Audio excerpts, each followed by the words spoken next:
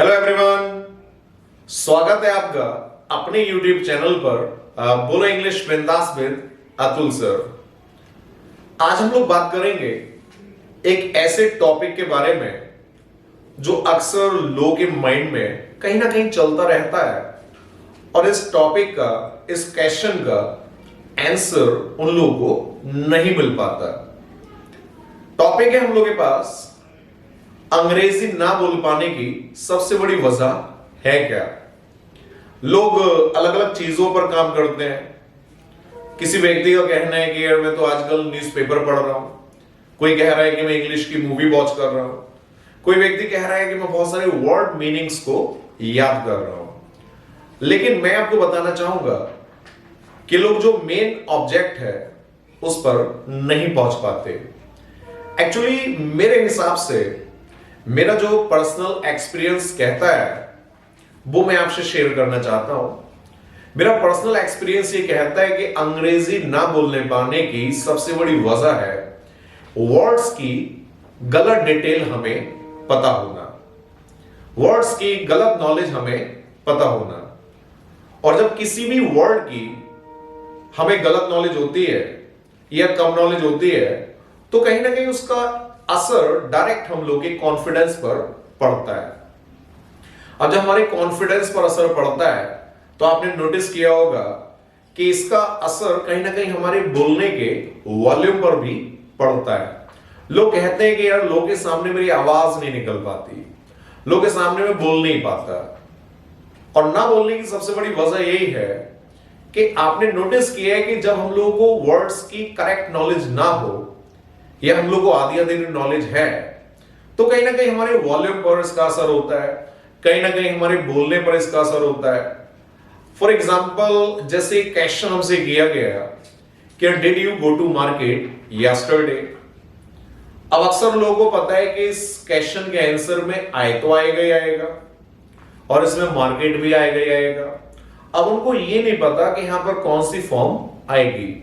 तो कहीं ना कहीं जो मिडिल पार्ट है सेंटेंस का, इस आंसर का, लोग कहीं ना कहीं इसको खो देते हैं, कहीं ना कहीं अपने वॉल्यूम को उसको वो कम कर लेते हैं।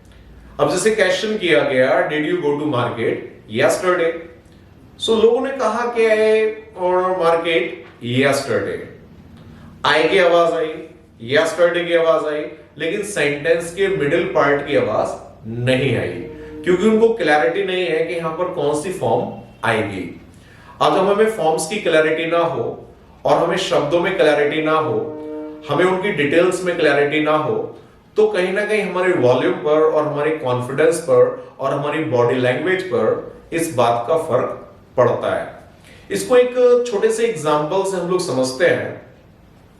अब जैसे कि आप कार ड्राइव करते हैं तो कार ड्राइव करने के दौरान आपने नोटिस किया कि मैं 101% श्योर हूं एंड डैम श्योर कि फर्स्ट गियर होता है, ये सेकंड होता है, ये थर्ड होता है, ये फोर्थ होता है, ये फिफ्थ गियर है। आई एम 101% श्योर कि फर्स्ट गियर है। तो यकीन मानिएगा कि उस गियर को लगाने में आपकी बॉडी का हाव भाव, आपका कॉन्फिडेंस अलग ही लेवल पर होगा। गियर कुछ इस तरीके से लगेगा।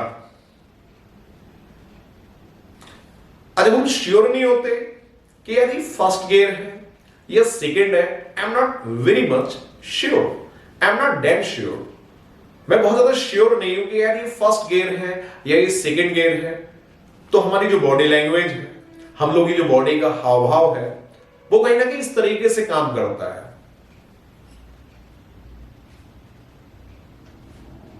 और जब कहीं ना कहीं हम श्योर होते हैं तो हमारी बॉडी लैंग्वेज और हमारी कॉन्फिडेंस का लेवल कुछ अलग ही होता है। तो इसी तरीके से जब हम अंग्रेजी के वर्ड्स की सही नॉलेज रखते हैं और हमें फॉर्म्स का पता होता है कि यहाँ फर्स्ट फॉर्म आएगी, यहाँ सेकंड फॉर्म आएगी, यहाँ थर्ड फॉर्म आएगी, यहाँ विल आएगा, यहाँ डिड आएगा, यहाँ डू आएगा, यहाँ डज आएगा, यहाँ हैज आएगा, यहाँ हैव आएगा, आई एम श्योर, तो यकीन मानिएगा हमारे बोलने का जो कॉन्फिडेंस है लोगों के सामने वो कुछ अलग ही होगा। तो मैं चाहूंगा कि आप इन सब चीजों पर काम ना करके कि मैं न्यूज़पेपर को रीड कर लूं, मैं बहुत सारे वर्ड मीनिंग्स याद कर लूं, मैं बहुत सारी बुक्स को रीड कर लूं, मैं कहीं ना कहीं नॉवेल्स को रीड कर लूं। तो जो बेसिक चीज है काम करने के लिए वो ये है कि पहले शब्दों की करेक्ट डिटेल हमें पता होनी चाहिए, हमें फॉर्म्स की करेक्ट डिटेल पता होनी चाहिए। यदि हमें करेक्ट डिटेल्स पता होगी तो कहीं ना कहीं हमारे बोलने का आत्मविश्वास भी बढ़ेगा और हम बेहतर लोगों के सामने प्रेजेंट कर पाएंगे। अब एक छोटा सा एग्जांपल लेकर के इसको हम और समझते हैं। अब आप किचन में जाते हैं, अब किचन में जाने के बाद आपको मलाई कोफ्ता प्रिपेयर करना है। अब आप श्योर हैं कि यार मलाई कोफ्ता ऐसे ही बनता है, आई एम डैम श्योर।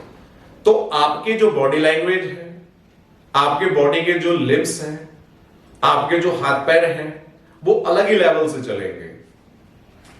मैं श्योर हूं कि मलाई कोफ्ता ऐसे ही बनता है, तो आपकी बॉडी लैंग्वेज किस तरीके से काम करेगी?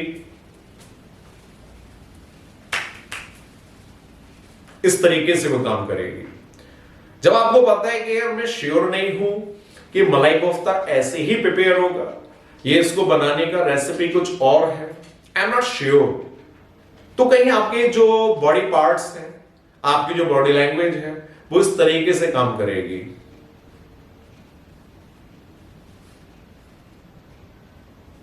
कहीं ना कहीं आप स्लो मोड पर रहेंगे, कहीं ना कहीं कॉन्फिडेंस आपके अंदर दिखाई नहीं देगा। तो मैं चाहूंगा कि जो भी कुछ आप बोले उसका करेक्ट डिटेल हमें पता होना चाहिए। जो भी सेंटेंसेस अंग्रेजी में हम बोलते हैं उसमें फॉर्म्स का करेक्ट होना, वर्ड्स की सही नॉलेज होना, ये कंपलसरी है। यकीन मानिएगा, यदि हमें वर्ड्स की नॉलेज होगी, फॉर्म्स की नॉलेज होगी, तो हमारी कॉन्फिडेंस और हमारे बोलने का जो लेवल है वो कुछ अलग ही होगा। मैं चाहूंगा कि जितने भी लोग इस प्रोग्राम को वॉच कर रहे हैं वो इन दोनों चीजों पर अपने काम करें, अपनी फॉर्म्स पर काम करें, अपने शब्दों की डिटेल पर काम करें। यदि इन दोनों चीजों पर आप काम करेंगे तो कहीं ना कहीं हमारा कॉन्फिडेंस का लेवल बढ़ेगा, हमारे बोलने का वॉल्यूम भी बढ़ेगा और हम लोग बेहतर प्रेजेंटेशन लोगों के सामने दे पाएंगे। I hope you understand my message. Thanks for watching this programme.